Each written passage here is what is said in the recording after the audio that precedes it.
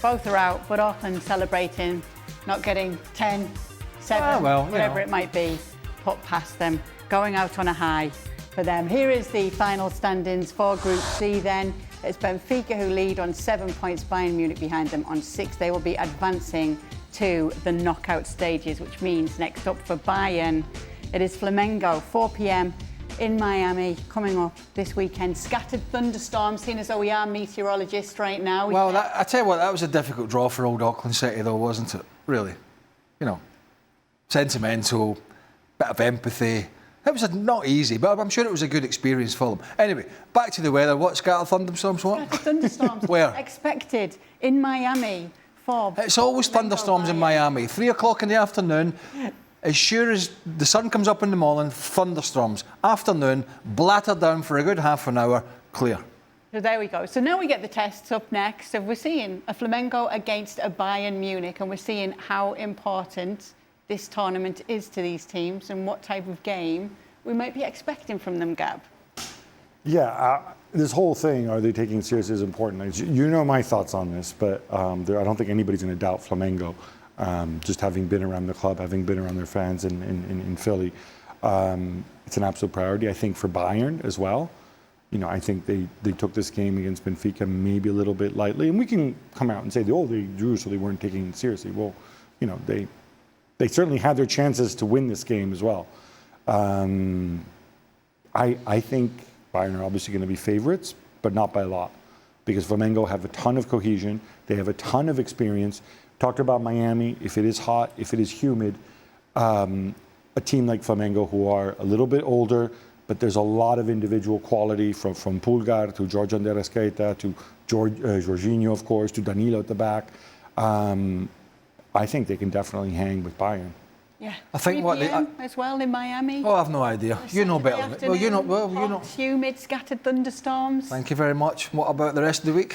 I'll check back with my sources. Well, I think what you do know is, if you're a European team, or if you're a big elite European club, as some of them are.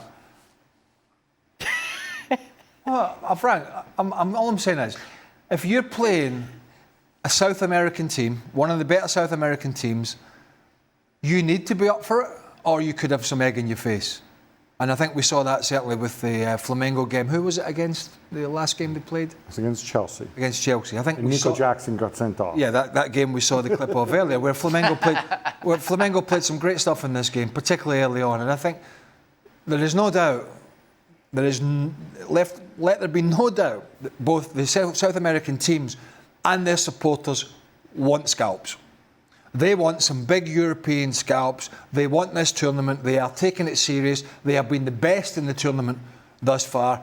And if you're one of the teams like Bayern are, and one or two others playing these teams, then you are going to have to raise your game from where you have been. Otherwise, you are going to get beaten. Because their mindset, to me, watching the games that I've watched in this tournament thus far, which is not as many as others, is the mindset of these players is different. They're not moaning about the heat.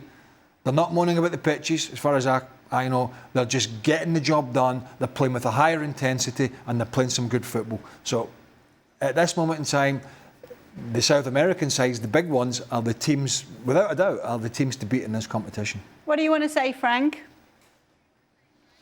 Two things I want to say. I want to say to some people, they have to stop complaining about the grass, about the heat. I mean, that was the beauty of when I was watching the 86 World Cup, for example, in Mexico, when before me, the 70 World Cup, the same area, same country, the 94 World Cup, where the grass was different, the weather was hot.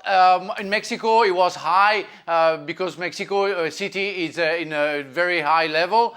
And nobody complained about that because that was special. And that was the football of there. In Brazil, the grass were thicker, longer, and that was the kind of football we had. That was a different football. Now, everybody was the same football, the same grass, the same water, the same heat, where everything's... So stop complaining, play football. We are in a different side of the country, of the world, sorry. You're not in England or in France. You play in the United States, you play like it is, and don't stop complaining. The other thing is, I saw Bayern Munich, Benfica. I finally have the answer of whether that's the ending of the season or the beginning of a new season. When I saw Thomas Müller playing and Di Maria playing, I know that's the ending of the season because those players, one is going to go on retirement and the other's going to go back to his first club. So that's clearly the ending of the season. It was a question that I asked before. Nobody gave me the answer. Now, if these players that are all doing all this moaning, what they want to do is go and get themselves, I don't know how you get this in the States now or anywhere else for that matter, is a VHS video recorder. And get yourself a VHS tape of the 1986 World Cup, particularly the Scotland matches, right? And you want to go and you want to fixate yourself on a one Mr. Stephen Nicol playing in Mexico. He looked like, it was so hot, he looked like a tomato with a Scotland strip on. He was that red. Right? Now that's a problem. Honestly, he looked like a giant tomato with a Scotland top on. So if he can do it, in Mexico, this lot can do it here. And you don't need the VHS. It's on YouTube.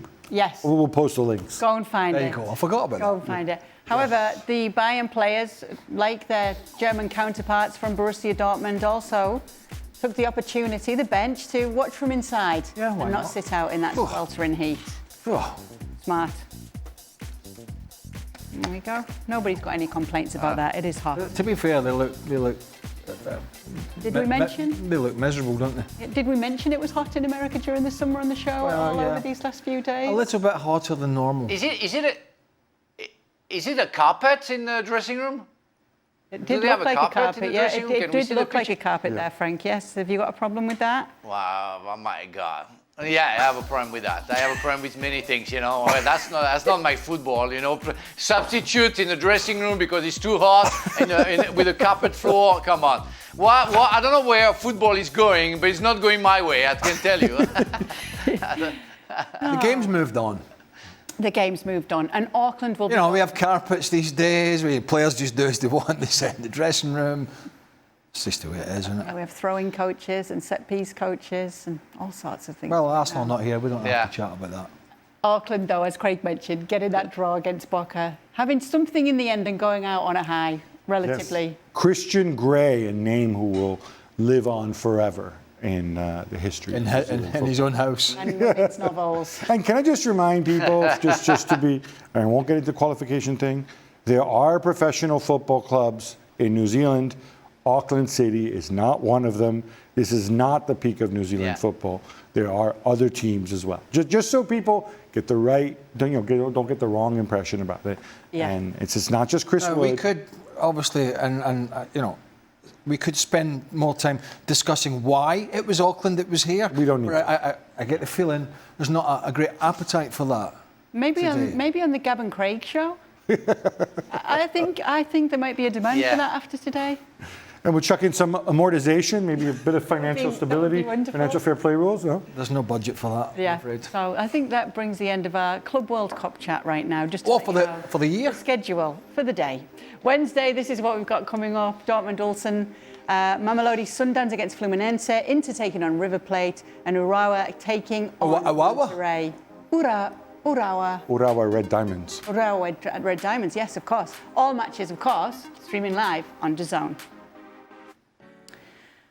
And so, Johnny Cardoso said that Real Betis reps are in Madrid to meet with Atletico to try and finalise a deal.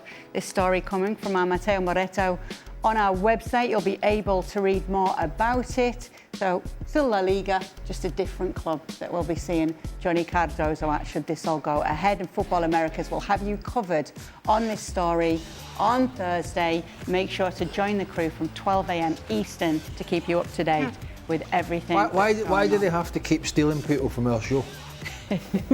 We know you love a birthday, Craig, so we thought we would show some images of Messi on what is his birthday. What age is he? And he's got a Smurf cake. It's 38. Sorry, I didn't see that. You were trying to catch me up. No, I didn't see it. I didn't see that there. Yes, 38 years. So it's Luis Garcia's birthday as well today. Yeah, where's he? Probably earning a coin somewhere.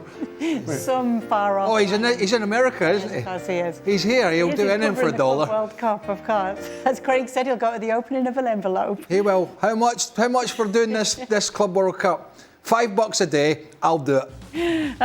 Luis Garcia, happy birthday. I hope he's watching. Lionel Messi. I hope he's watching this. Hopefully he is. All right. Not Lionel Messi. No, Luis Garcia. Of course. I hope Lionel Messi's watching it as well. That would be great. Aye. Anyway.